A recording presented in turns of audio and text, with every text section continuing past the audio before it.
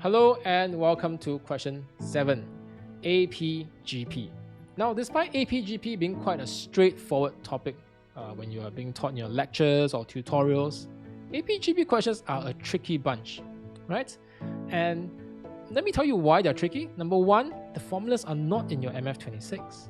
Yeah, so students often, commit to memory, and sometimes they remember wrongly or they apply it wrongly. Yeah, and we'll see why that is so in this case, in this question later on. Number two, the phrasing is meant to confuse you, right? And we'll see that as well later on in this video. So let's get down to it. Let's look at what are the tricky phrasings and what kind of strategies we can employ to minimize the chances of us falling into these traps. So question 7 says Mr. Chan wants to invest some money in a savings account. The savings account gives a 3.2% interest per year. Now this interest is only paid into his account at the end, on the last day of the year. So what this means, number one, you need to pay attention to this phrasing. What this means is that if you put, say you're Mr. Chan, you put money into the account on the first day of the year. Assuming this is a non-leap year, for 364 days, nothing happens to the money in your account.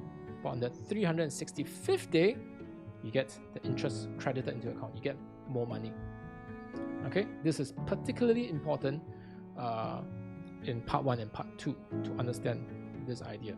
Okay, so another thing that the question has told us is that Mr. Chan will invest $8,000 on the first day of every subsequent year. So given this information, can you show that the total amount of money in his account at the end of n years, not after n years, at the end of n years, right? Meaning on the nth year, on the last day of the n year, right? Important to understand that, huh? The total amount in his money in his account is given by this expression over here. Okay, so what kind of strategies can we employ? Number one, I will suggest drawing out a table for this type of question. Okay, have a very clear sense of the first day and the last day, like I said earlier on. Make sure you read the question and understand it properly. Number two, draw a big table such that you have a lot of space, right? Why do we need a lot of space? Because you will see that the expressions for the money represented for, say, a certain year and on the first day or last day gets longer and longer. The trick here is not to simplify your expressions, right? When you simplify, sometimes you miss out on certain patterns. Okay, so let's take a look at what's going on over here. First of all, like I spoken earlier, right? In the first year, he puts in $8,000. For a good part of the year, nothing happens until the last day. On the last day, he gets 3.2% more, right? This is what happened on the last day. And then on the next day, it's a fresh year. And on a fresh year, Mr. Chan is going to invest more money, $8,000, right? I put it in a different color so you can kind of see, okay? So he gets $8,000 more in his account plus what was brought over from last year. Okay, and then again, nothing happens for a long time until the last day of the year. Everything inside gets multiplied by 1.032. Right, the $8,000 that was freshly injected gets multiplied by 1.032. The previous amount gets a compound interest, 1.032 square. Okay, just for good measure, let's do one more row. On the third year, 2022. Right, fresh injection of $8,000 plus what was carried over from last year. At the end of the year, everything gets multiplied by 1.032.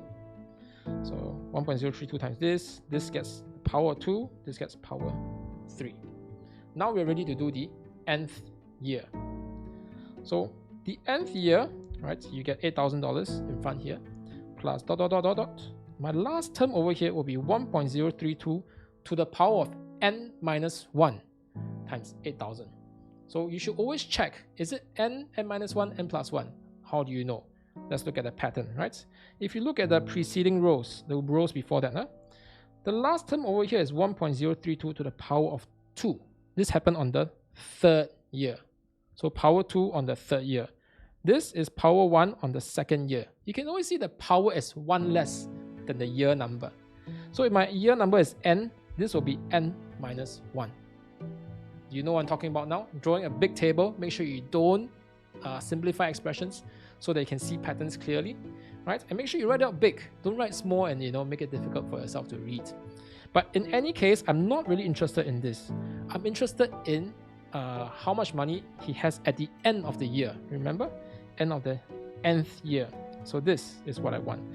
Basically, everything on the first day multiplied by 1.032. So I get a 1.032 times 8,000 plus dot dot dot. The last one is now 1.032 to the power of n times 8,000. Okay, and again you can just check the pattern. Third year is power 3, second year is power 2, first year is power 1. Yeah, so this is power n. And I'm supposed to show that this thing over here is equals to 258,000 times this thing. Okay, so from here you should be able to identify that this is a GP. This is a GP, okay? And this is where as another trap, because a lot of students will see that, oh, my last term has power n. Usually when I practice it's to the power of n minus 1. Aha!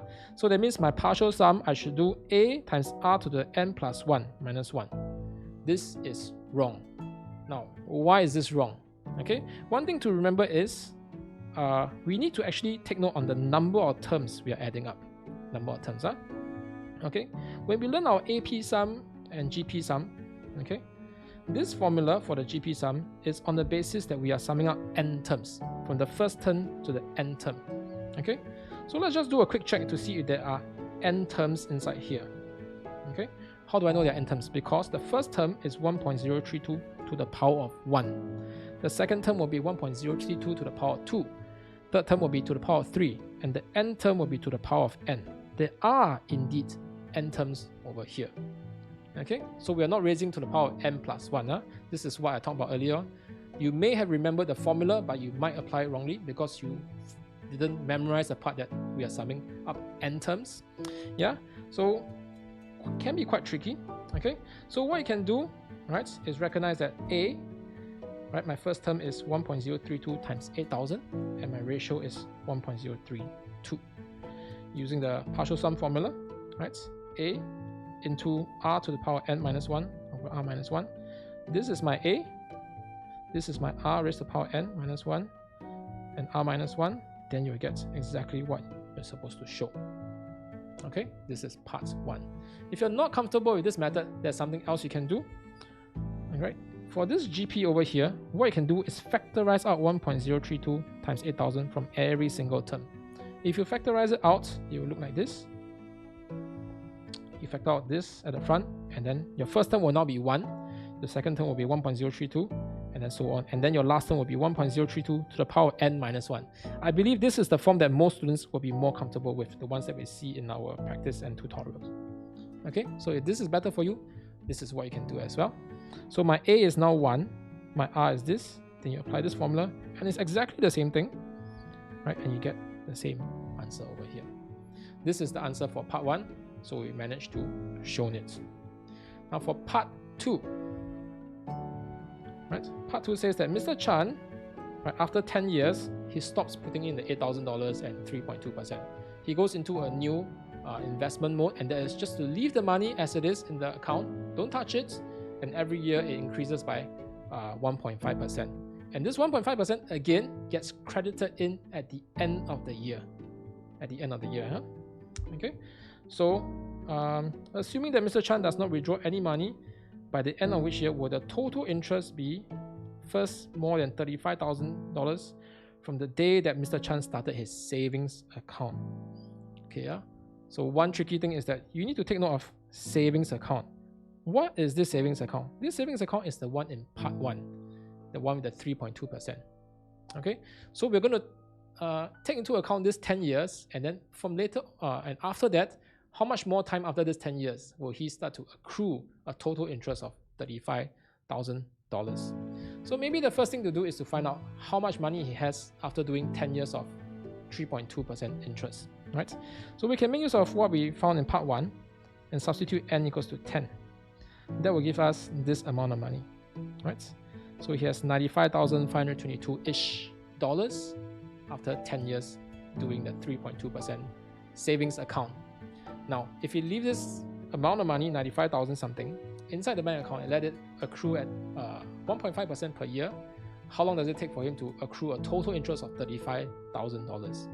Now, a total interest of $35,000 also means that if I add in how much money he invested over 10 years, which is 8,000 times 10, 80,000. 80,000 and I want to have 35,000 interest, that means I need a total value of $115,000 inside the bank account. Yes? So for total interest of that, the total account value must be more than this. Okay? So what I can do is write an inequality, right? Take this amount, accrue it, compound it at 1.5% for n number of years, and I want to see when is that more than 115,000. Okay, then we can solve this using logarithms, and n must be more than 12.464 years. Okay, which we can round to 13. Okay, then next, the total number of years is 10. Right, remember the first 10 years is taken into account where he did the 3.2%. 10 plus 13 years minus 1. Now, why did we minus 1? That is because, remember, I don't need to go to the 13th year. It happens on the end of the 12th year. In fact, looking back, maybe I shouldn't have written rounded up to 13. I should have left it as 12. Yeah, maybe I should just did 10 plus 12. That's 22. Okay, so after 22 years, that is when you will first see $35,000 of interest or more. Okay, and if you left this as your answer, you will be marked. You will lose out on A1, 1 accuracy mark. Why?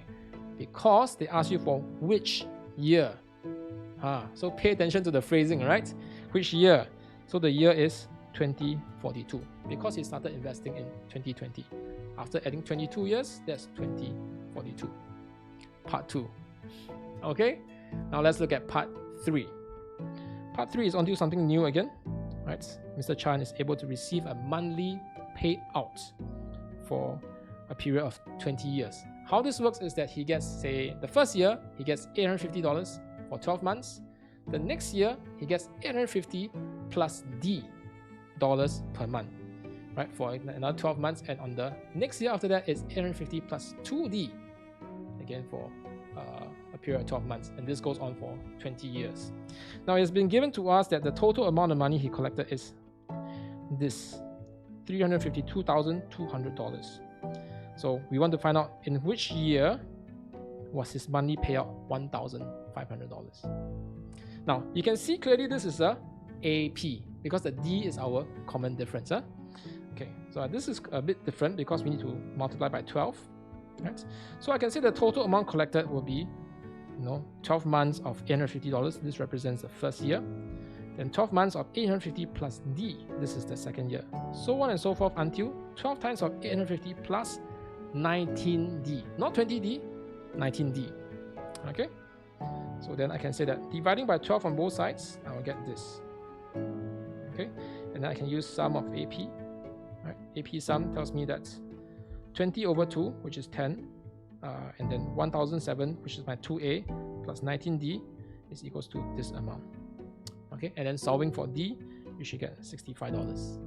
Okay, so the amount of money he received every month increases by $65 every year. So when does he get $1,500? I just do 1,005 minus 850 divided by 65. So after 10 increments, he'll reach $1,500. So if you think about it, that is like 850 plus 10D, right? When does he get 10 increments? On the 11th year.